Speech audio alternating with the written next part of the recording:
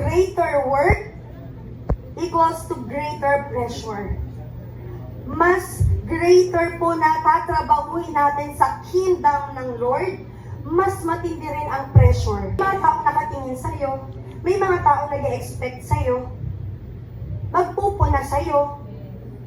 Why?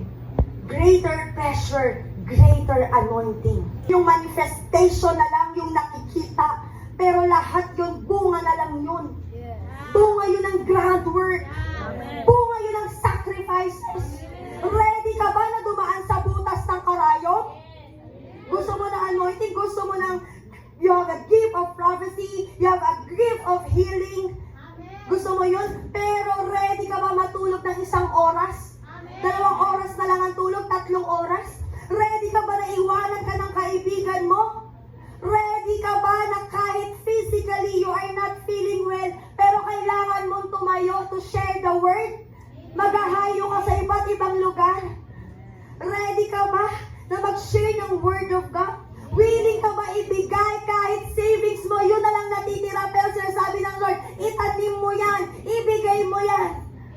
Willing ka ba siraan ng tao? Willing ka bang i-reject para kay Jesus? Willing ka ba husgahan mula ulo hanggang paa dahil pagsunod mo sa Diyos? Willing ka bang mag-train, sumunod kahit hindi mo naintindihan, Lord? Sige, sunod kahit lupay-pay ka na, napapagod ka na.